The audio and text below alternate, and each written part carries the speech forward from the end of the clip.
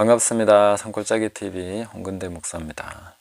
오늘은 마지막 때에 나타날 일꾼들의 특징, 종말에 나타날 일꾼들은 어떤 일꾼들일까 하는 것을 살펴보도록 하겠습니다. 먼저 마태복음 9장 35절부터 10장 1절까지만 읽어보겠습니다. 예수께서 모든 도시와 마을에 두루 다니사 그들의 회당에서 가르치시며 천국 복음을 전파하시며 모든 병과 모든 약한 것을 고치시니라. 무리를 보시고 불쌍히 여기시니 이는 그들이 목자 없는 양과 같이 고생하며 기진함이라.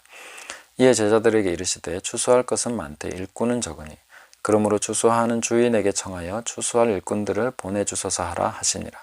예수께서 그의 12 제자를 부르사 더러운 귀신을 쫓아내며 모든 병과 모든 약한 것을 고치는 권능을 주시니라. 아멘. 우리가 성경을 이해할 때에 사복음서 및 사도행전, 사도행전은 좀 전반부만, 그리고 요한계시록 같은 경우는 이 약속의 땅에 초점이 맞춰져 있다 하는 이런 부분을 우리가 좀 이해할 필요가 있습니다. 그래서 사복음서 모델과 요한계시록의 모델은 이 약속의 땅 예루살렘, 유대 여기까지 그 내용들을 가지고 중요한 그 모델을 만들어냈습니다. 그래서 이 모델을 가지고 이제 마지막 때 이방인에게 복음이 다 전파되고 땅끝까지 복음이 전파된 그때에 이제 종말, 그것을 다시 같은 패턴으로 이렇게 전개될 수 있다 하는 것을 우리가 염두에 둔다면은 성경을 이해하는 것에 있어서도 상당히 도움이 되고, 지금 현재 우리 전개되는 종말의 역사에 대해서도 상당히 굉장히 균형 잡힌 그런 시각을 갖출 수 있다 이렇게 생각을 합니다. 조금 더 설명을 드린다면은 예수님께서 예루살렘에 대해서 심판을 선포하시고, 또 오늘 이 본문에서도 보면 제자들을 파송하시는데 이 사람들이 바로 추수할 일꾼들입니다. 추수할 일꾼들은 씨 뿌리는 일꾼과는 좀 차이가 있습니다. 씨를 뿌리는 자는 그냥 뿌리는 거죠. 그래서 우리가 평소에 복음 전하는데 이 복음 전하는 일을 하면서 추수할 일꾼이라고 생각하는 것은 좀 다른 것입니다. 우리가 말씀을 계속 전하고 할 때는 믿고 그 다음에 돌아오고, 만약에 그때 듣지 않더라도 다시 기회가 있습니다. 계속 기회가 생기는 것이죠.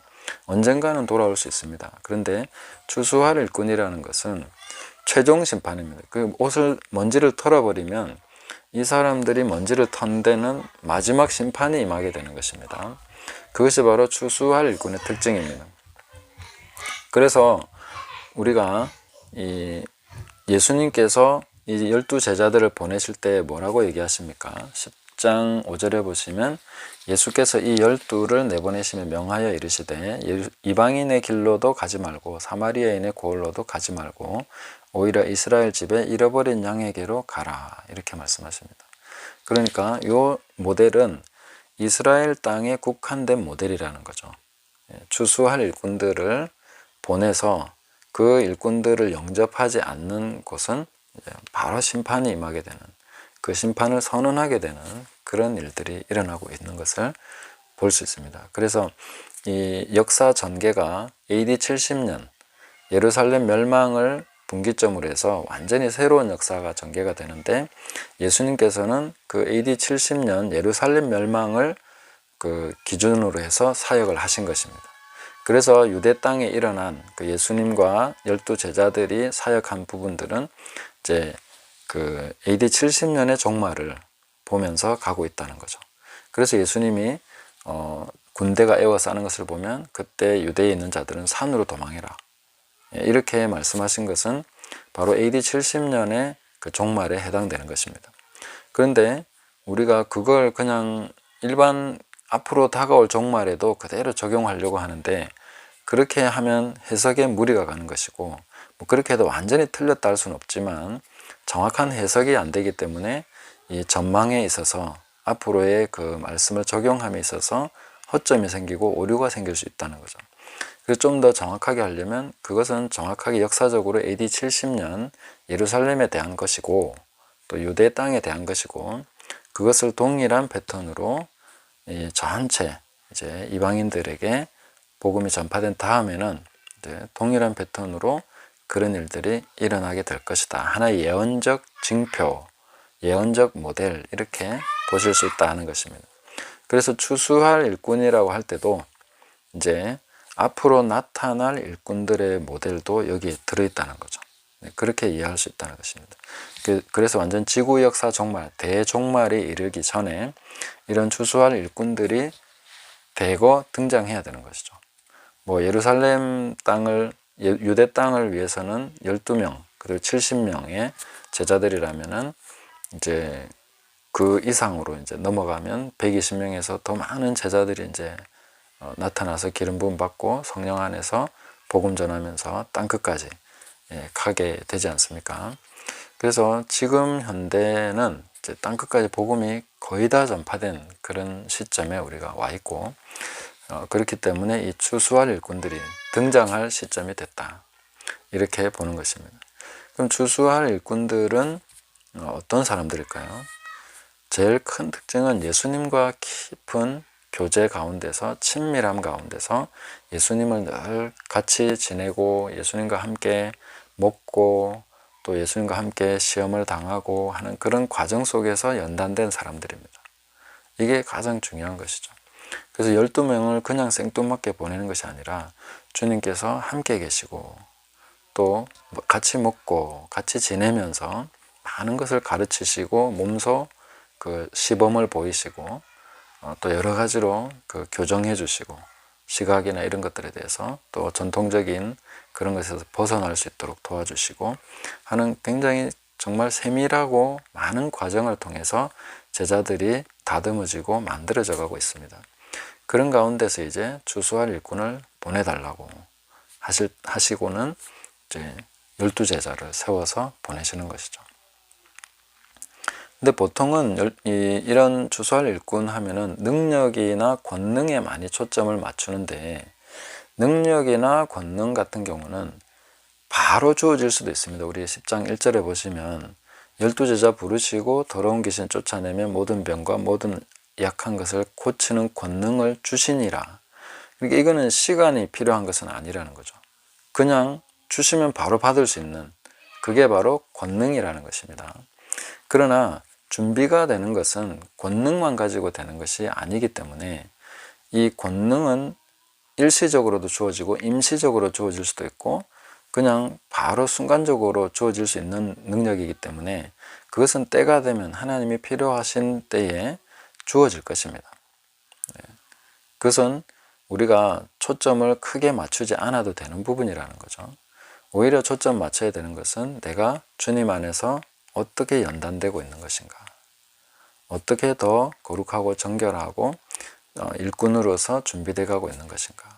그래서 디모데에게 사도 바울은 진리의 말씀을 옳게 분별해서 부끄러울 것이 없는 일꾼으로서 준비되어야 된다, 이런 말씀도 하시고 일꾼에 대한 많은 그 권면의 말씀들이 있는데 특히나 하나님의 말씀 가운데서 우리가 잘 연단되고 준비가 되고 해서 우리가 어떤 뭔가를 결정하고 행하고 말하고 하는 데 있어서 그 하나님 말씀이 철저하게 기초가 되고 그 말씀 안에서 그 말씀을 근거로 해서 모든 것을 말하고 행하고 그럴 때 이제 성령 안에서 행하게 되는 것이고, 또 그 권능이라는 것은 바로 때가 되면 주어질 수 있기 때문에 이렇게 계속 준비되어 나가다 보면 이 추수할 일꾼이라는 것은 어느 시점이 되면 폭발적으로 나타날 수 있다는 것이죠. 그런 가능성에 대해서 우리는 이 성경 말씀을 보면서 충분히 이해할 수가 있습니다. 정말 은밀하게 어느 구석에서 아무도 모르게 준비되고 있던 사람들이 갑자기 권능을 받으면, 그건 순간적으로 받으니까 전면에 탁 나서버리게 되는 거죠. 그러면 이제 헤롯이 깜짝 놀라듯이 세례 요한은 내가 못 베어 죽였는데 이런 일이 또 뭐냐, 제자들이 막 나가서 귀신을 쫓아내고 질병을 고치고 하나님 나라를 전파하니까 그 소문이 바로 왕의 귀에도 들어가게 되는 거죠. 그런 식으로 이 세상을 그냥 갑자기 뒤흔들 수 있는 그런 사람들이 대거 등장할 시점이 다가오고 있다 하는 것을 우리가 이해할 수 있겠습니다. 그리고 그런 사람들이 지나가면서 복음을 전하게 되면은 그 사람들은 최종적인 심판을 선포하는 것이나 마찬가지입니다.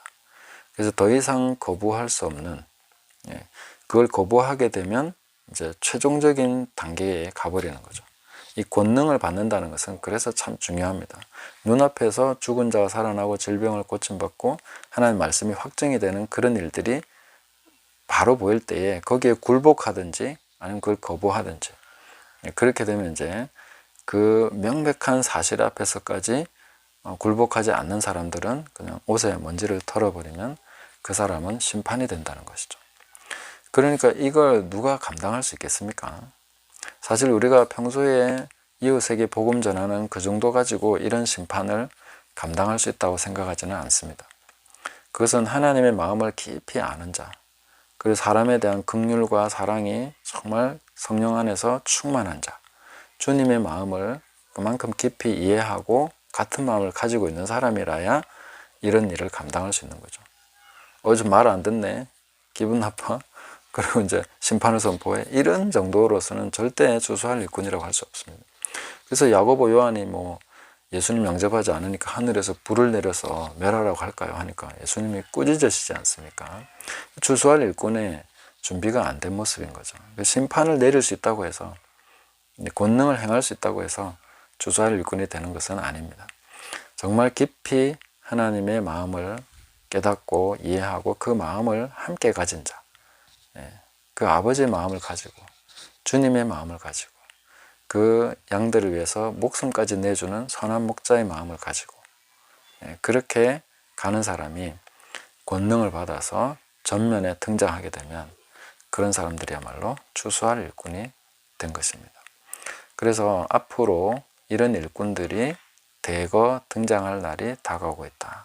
그런 것을 우리가 감지하시고, 이런 사람들이 등장하는 것을 보면 이제 정말 심판의 날이 다가왔구나, 이런 것을 보셔야 됩니다. 그렇다고 해서 갑자기 바로 심판이 되는 것은 아닙니다.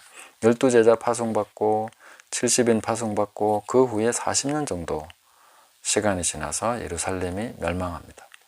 지금은 뭐 워낙 속도가 빨라서 그보다 더 단축됐다고 볼 수 있습니다. 마지막 때에는 빠르게 왕래하는 것이 특징이지 않습니까? 정보도 그렇고 사람의 왕래도 엄청 빠르기 때문에 뭐 그게 얼마나 단축돼서 40년에서 뭐 10년이 됐는지 5년이 됐는지 4년이 됐는지는 모르는 거죠. 그러나 상당히 40년보다는 짧을 것이다, 이렇게 볼 수 있고, 그런 시간들이 우리에게 다가오고 있다 하는 것을 좀 깨닫고, 우리 스스로도 주님과의 친밀한 교제 안에서 추수할 일꾼으로 준비되어 가야 될 것이고, 또 그런 사람들이 등장하는 것을 볼 때에 시대를 잘 분별해서 정말 이제 때가 가까이 왔구나 하는 것을 보는, 읽을 수 있는 그런 사람이 되어야 되겠습니다.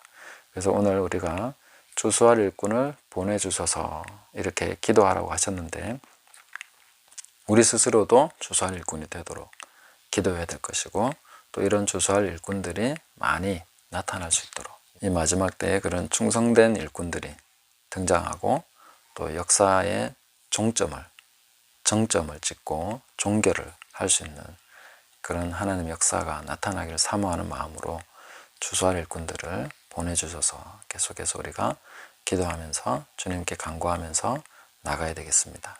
그렇게 저도 또 이 메시지를 듣는 여러분께서도 추수할 일꾼으로 준비되어져 가기를 예수님의 이름으로 축복합니다. 감사합니다.